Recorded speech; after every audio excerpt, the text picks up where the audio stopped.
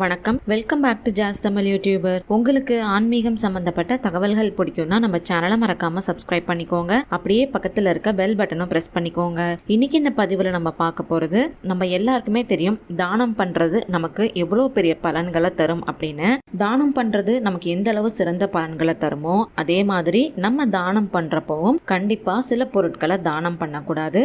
அது தானம் பண்ணாலும் சரி, இலவசமா யாருக்கும் கொடுத்தாலும் சரி, நம்ம தெரிஞ்சோ தெரியாமலோ நம்ம கிட்ட யாராவது கேட்டிருப்பாங்க, நம்மளுமே அது தெரியாம அவங்க கிட்ட கொடுத்துருப்போம். அது நம்ம ஃப்ரெண்ட்ஸா இருக்கலாம், இல்ல பக்கத்து வீட்டுல இருக்கிறவங்க, எய்த்த வீட்டுல இருக்கிறவங்க அப்படின்னு யாரு வேணாலும் இருக்கலாம். அவங்களும் நம்ம கிட்ட தெரியாம கேட்டிருக்கலாம், நம்மளும் இந்த பொருட்களை அவங்களுக்கு தெரியாம கொடுத்துருக்கலாம். அதை நம்ம திரும்பி அவங்க கிட்ட கேட்டுமே வாங்க மாட்டோம். நம்மள நிறைய பேர் ஒரு பொருளை கொடுத்துட்டோம் யாருக்கும் அப்படின்னா அதை போய் திருப்பி கேட்டு வாங்கிறதுக்கு ரொம்பவே யோசிப்போம் இல்லையா? அது மாதிரி நம்ம கொடுக்கக்கூடிய பொருட்கள்ல சில பொருட்கள் பாத்தீங்கன்னா நமக்கு கஷ்டத்தை கண்டிப்பா தரது மட்டும் இல்லாம நம்ம கிட்ட இருந்து வாங்கிட்டு போனவங்களுக்கும் அந்த கஷ்டத்தை தரக்கூடிய பொருட்களா இருக்கு. அப்படிப்பட்ட பொருட்கள் என்னென்ன அப்படிங்கறத நம்ம தெரிஞ்சுக்கிட்டோம் அப்படின்னா இனிமே நம்ம அதை யாருக்கும் தானமாவும் கொடுக்க மாட்டோம், இலவசமாவும் கொடுக்க மாட்டோம்ல. அது நமக்கும் நல்லது, அவங்களுக்கும் நல்லது தானே. அதனால இன்னைக்கு இந்த பதிவுல அந்த பொருட்கள் என்னென்ன அப்படிங்கறத பத்தி தான் தொடர்ந்து பார்க்க போறோம். பதிவு உங்களுக்கு ரொம்பவே பயனுள்ளதா இருக்கும். அதனால கடைசி வரைக்கும் எல்லாருமே இந்த பதிவை பாருங்க. உங்களுக்கு ஆன்மீகம் சம்பந்தப்பட்ட தகவல்கள் பிடிக்கும்னா நம்ம சேனலை மறக்காம சப்ஸ்கிரைப் பண்ணி வச்சுக்கோங்க.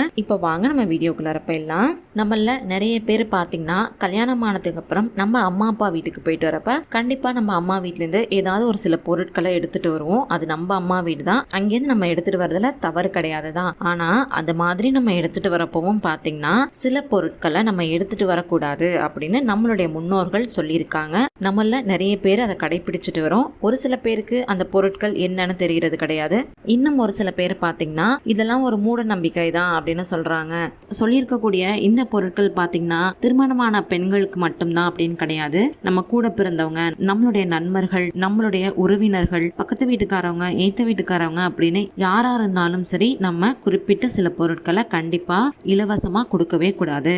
அதே மாதிரி நம்மளுமே ஒரு பொருளை மத்தவங்க கிட்ட இருந்து வாங்குறோம் அப்படின்னா அதனால நமக்கு நன்மைகள் ஏற்படுமா அப்படிங்கறத தெரிஞ்சுக்கணும். அத அவங்க நமக்கு தரப்ப அவங்களுக்கு நன்மைகள் ஏற்படுமா அப்படிங்கறதையும் நம்ம தெரிஞ்சுக்கணும். அது மாதிரி தரக்கூடிய பொருட்களால அவங்களுக்கும் கஷ்டம் வந்து நமக்கும் கஷ்டம் வந்து ரெண்டு பேருமே கஷ்டப்படுறதுக்கு அதை வாங்குறத நம்மளுமே தவிர்த்துக்கலாம்ல. அந்த மாதிரி இருக்கக்கூடிய பொருள்ல முதல்ல இருக்கக்கூடிய பொருள் எதுன்னு பாத்தீங்கன்னா இரும்பு சம்பந்தப்பட்ட பொருட்கள். இரும்பு அப்படிங்கறது பாத்தீங்கன்னா சனி பகவானுக்குரிய உலோகமா சொல்லப்படுது.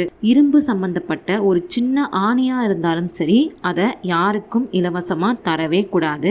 அதே சமயம் அதை நம்ம இலவசமா வாங்கவும் கூடாது. ஒரு சில பேர் என்ன நினைப்பாங்கன்னா இது சனி பகவான் ஆதிக்கம் செய்யக்கூடிய பொருள் அப்படிங்கறதுனால இதை நம்ம கொடுத்துட்டோம் அப்படின்னா சனி தோஷம் நீங்கிடும் அப்படின்னு நினைப்பாங்க. அது பாத்தீங்கன்னா ரொம்ப ரொம்ப ரொம்ப தவறான ஒரு விஷயம். நம்மளுடைய கர்ம வினைய தீர்க்கக்கூடியவராதான் சனி பகவான் இருக்கார் இல்லையா? அவரு ஆதிக்கம் செய்யக்கூடிய பொருட்களை நம்ம மத்தவங்களுக்கு தானம் பண்றது மூலமா நம்மளுடைய கர்ம வினைகள் குறையாம ரொம்ப ரொம்ப அதிகரிக்க தான் ஆரம்பிக்கும். அதோட மட்டும் இல்லாம யார் அதை வாங்குறாங்களோ அவங்களுடைய கர்ம வினைகளும் அதிகரிக்கிறதுக்கு நிறையவே வாய்ப்புகள் இருக்கிறதா சொல்லப்படுது. ஆனா இரும்பு தொடர்பான எந்த பொருளா இருந்தாலும் சரி அந்த பொருளை யாருக்கும் இலவசமா தரவும் கூடாது, யார்கிட்ட இருந்தும் நம்மளும் இலவசமா வாங்கவும் கூடாது. ஒருவேளை நீங்க இருக்கக்கூடிய இடத்துல சில பொருட்கள் கிடைக்காம இருக்கலாம். அந்த மாதிரி பொருட்களை நீங்க உங்க அம்மா அப்பா கிட்டயோ இல்ல உங்களுக்கு தெரிஞ்சவங்க கிட்டயோ சொல்லி கூட நீங்க தாராளமா வாங்கிக்கலாம். அது மாதிரி நீங்க வாங்குறீங்க அப்படின்னா அதுக்கான பணத்தை நீங்க கொடுத்துட்டு வாங்குறது ரொம்ப ரொம்ப நல்லது. முழு பணத்தை நீங்க கொடுக்கல அப்படின்னாலும் அதுல ஒரு காவாசி பணத்தையாவது கொடுத்துட்டு நீங்க வாங்கிக்கோங்க. இந்த வரிசையில அடுத்ததா சொல்லப்படுறது எதுன்னு பாத்தீங்கன்னா ஆயுதங்கள்.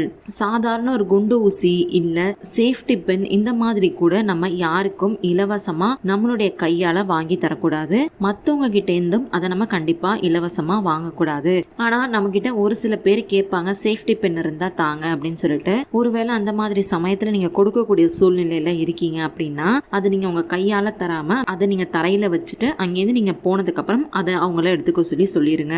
நீங்க போனதுக்கு அப்புறம் தான் அவங்க அந்த சேஃப்டி பின்னை எடுத்து பயன்படுத்தணும். அடுத்ததா பாத்தீங்கன்னா கசப்பான பொருட்கள். கசப்பான பொருட்கள் எதுவா இருந்தாலும் சரி அதை நம்ம யாருக்கும் இலவசமா தரக்கூடாது, யார்கிட்ட இருந்தும் நம்மளும் இலவசமா வாங்கக்கூடாது.